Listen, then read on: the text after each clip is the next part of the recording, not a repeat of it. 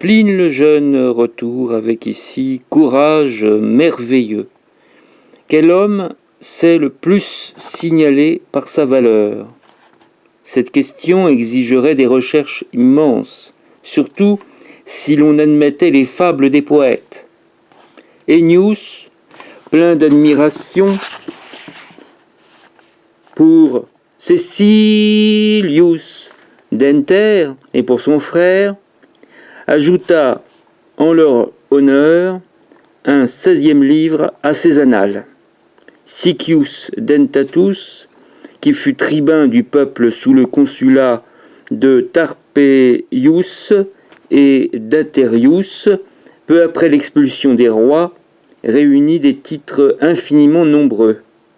Il se trouva à 120 batailles et sortit vainqueur de 8 combats singuliers.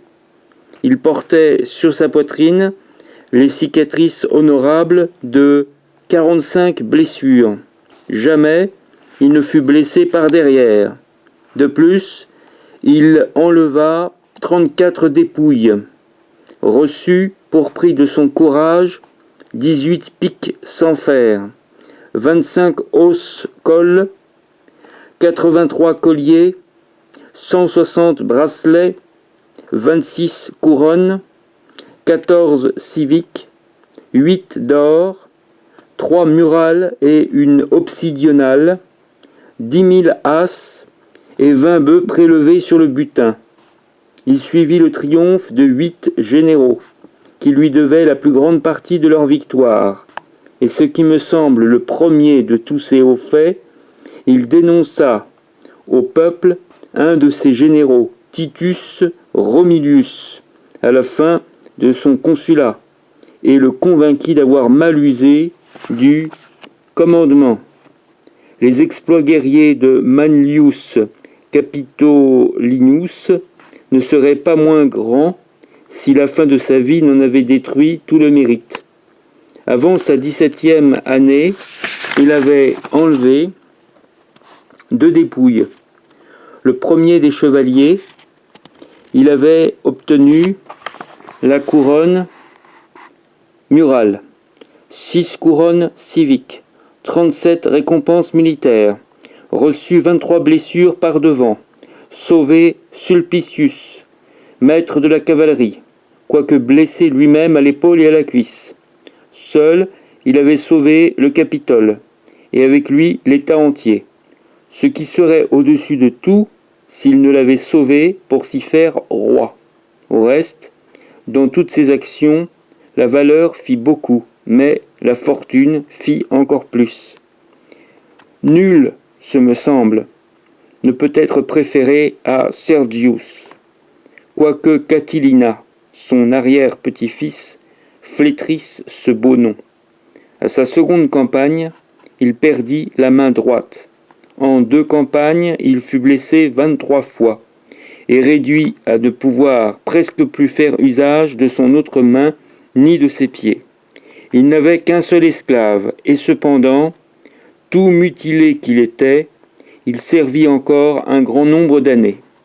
Pris 2 fois par Hannibal, car il n'eut pas à lutter contre un ennemi vulgaire, il s'échappa 2 fois après une captivité de 20 mois, n'ayant pas été un seul jour sans être enchaîné ou sans avoir les fers aux pieds. Il combattit 4 fois avec la seule main gauche, et il eut 2 chevaux tués sous lui.